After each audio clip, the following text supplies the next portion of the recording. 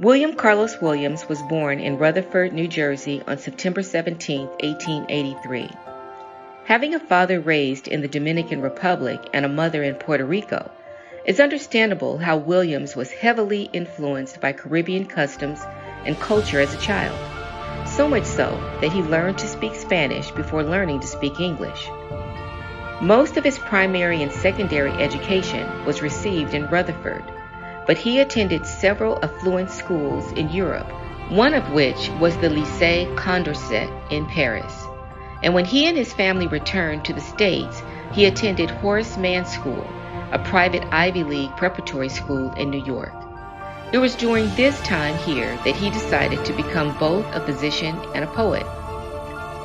After high school, he was admitted to the University of Pennsylvania in 1902 and graduated as a medical doctor in 1906.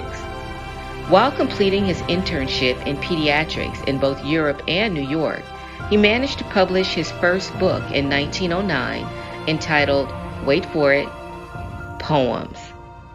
That's straight to the point, isn't it? A few years later, Williams married Florence Herman and settled in Rutherford. He published his second book of poetry, Tempers, in 1913, which was arranged by his friend and fellow poet Ezra Pound. The following year, he and Florence welcomed their first son, William, in 1914, and Paul came along in 1917. Williams practiced family medicine by day and wrote at night, a very practical thing to do, wouldn't you say?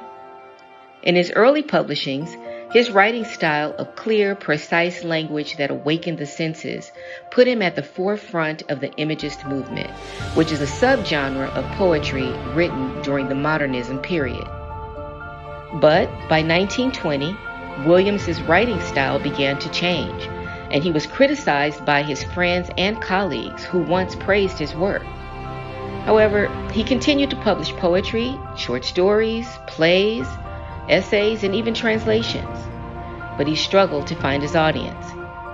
His ultimate goal was to invent a unique form of American poetry that focused on common people's everyday lives and demonstrated that the American language had a rhythm of its own. This is evident in two of his most popular poems, The Red Wheelbarrow and This Is Just to Say.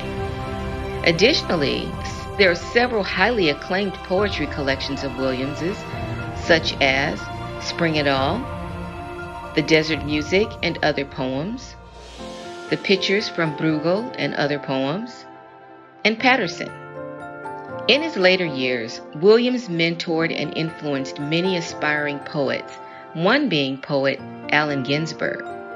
It also goes without mentioning that Williams received a number of elite awards and honors, some of which include the National Book Award for Poetry, the United States Poet Laureate, the Bolajian Prize for Poetry, the Pulitzer Prize for Poetry, and the Academy of Arts and Letters Gold Medal. Wow! Williams suffered a heart attack in 1948 and then a series of strokes. He died on March 4, 1963, at the age of 79. Though his career as a poet was initially overshadowed by other writers of his time, Williams still paved the way for his poetry. His writing style and ideals continue to influence poets and readers of poetry around the world.